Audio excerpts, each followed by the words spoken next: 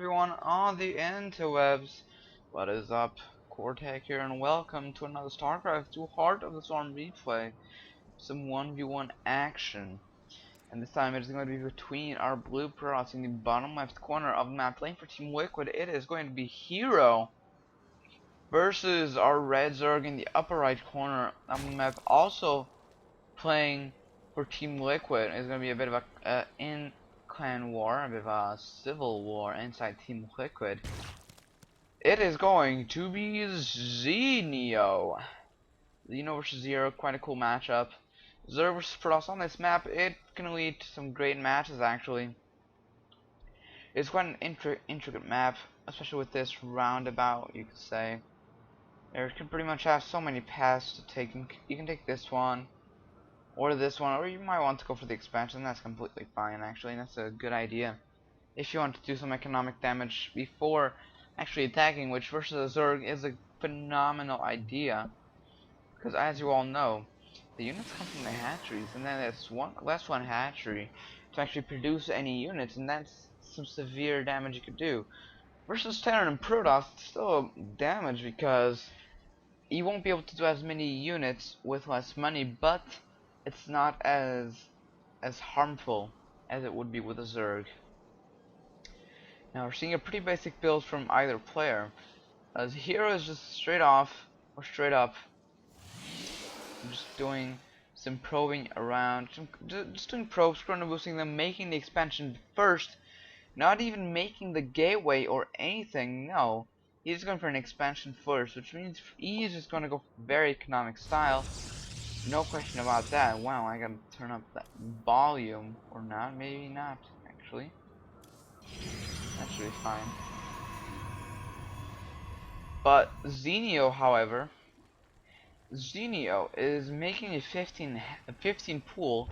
He's trying to get the hatchery up, but he can't because this little probe is kind of disturbing any chances of getting that hatchery up, which is quite a problem if I was a Zerg player.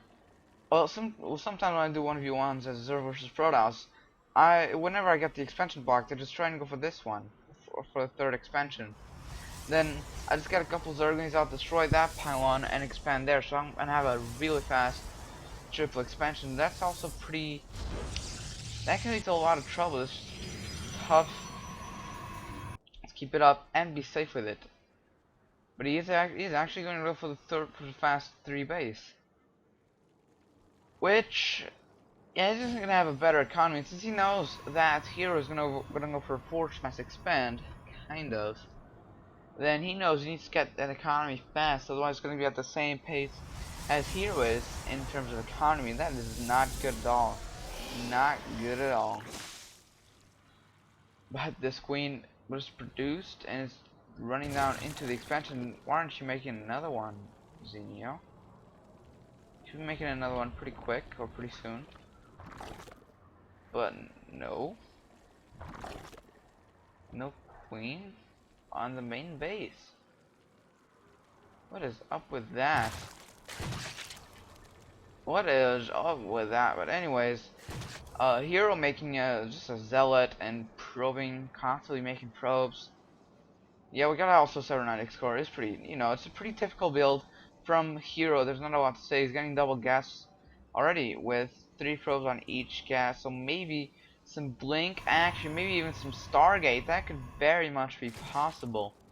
Now this probe is here just waiting for the right opportunity, maybe to just get out and make a proxy Stargate. Maybe even not here, but here maybe. Here's a good place to actually make a proxy Stargate. Now this Zealot is chasing this Zergling, but it kind of gives a chance for an opening, and that is not so good. It would be good if Zenio had a couple more Zerglings inside the base, but no, he does not. Now here we go, the Stargate right here in the constructions, and it's getting ready to just produce and keep producing a couple of units. Now getting the warp gate research, you're getting +1 attack on the ground here, so we're not gonna see some sky toss play. We're gonna see maybe a couple of oracles and things like that, but mostly gateway units. But still, getting a Stargate, it's pretty considerable, pretty heavy. and it could lead to a couple troubles. Now, okay, I already got the second queen, but I didn't get the third queen just yet, or maybe he did, just working on the creep spawn or creep spread.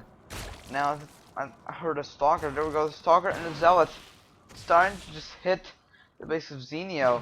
He doesn't have a lot. You have 6 Zerglings, which can't kill. Okay, 8 Zerglings. They can't kill the stalker, but okay, they can actually kill the zealot as well. A couple of them focused the zealot, and now they're running straight off into the stalker. I could macro that a bit more. Okay, there we go. He already has speed, so the stalker is pretty much dead with no chance of revival. But of course, HerO getting 3 more gateways, getting that production up, getting a Phoenix as well. Now the sentry is actually protecting that base pretty well at a really nice place. Will it actually die? Will HerO see it in time for force field? Well, he didn't force field, and Zenio just lost a bunch, and I mean a bunch, of Zerglings because the cannon was just here. Now, wow, this throw was actually for a pylon right here in the main base, and he just swapped in a couple of zealots, and he just made, yeah, made how many? 4 zealots.